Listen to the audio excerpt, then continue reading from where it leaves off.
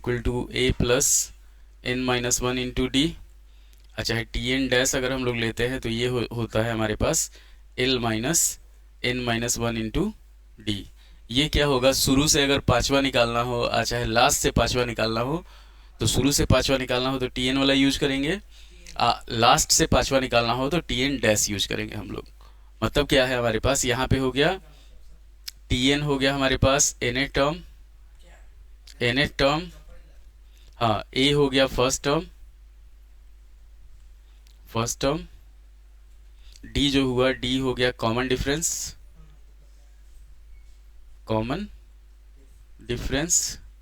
और एन हो गया हमारे पास नंबर ऑफ टर्म्स।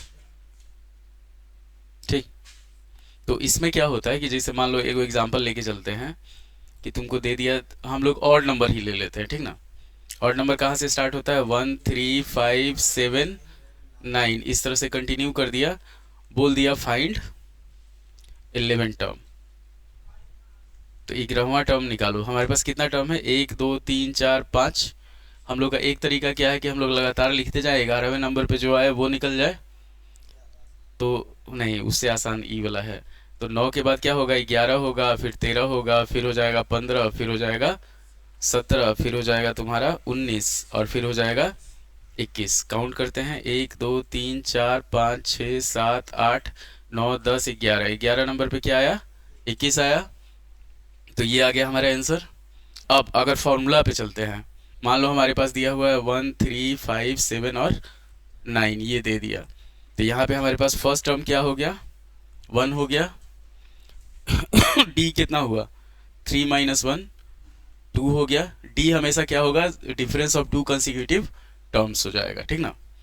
उसके बाद एन का वैल्यू दे दिया 11, एन दे दिया हमारे पास 11।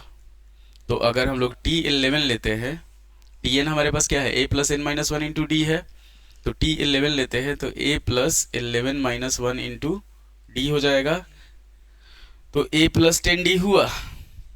अब ए का वैल्यू कितना है, 1 है, 10, और डी का वैल्यू कितना है, 2 है। तो 1 प्लस 20 कितना हो गया, सीधा आ गया। तो हम लोग को उतना पूरा लिखने का जरूरत नहीं होता है, फॉर्मूला इसलिए है।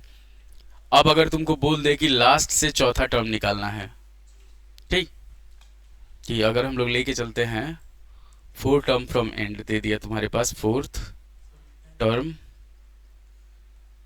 From and. अभी देखना ना कितना कमाल का चीज़ है कि जैसे हम लोग सम निकालते हैं 1 से 100 तक का, 1 से 1000 तक का, किसी टेबल का सम निकालना हो, किसी का भी सम निकालना हो, इसी पे निकलता है, इसी से फॉर्मूला उसका आता है। तो जैसे मान लो 4 टर्म फ्रॉम एंड दे दिया, तो एल हमारे पास क्या हो गया, अगर इस क्वेश्चन को हम लोग देखते हैं, लास्ट में 21 है, तो एल हो गया हमारे पास 21।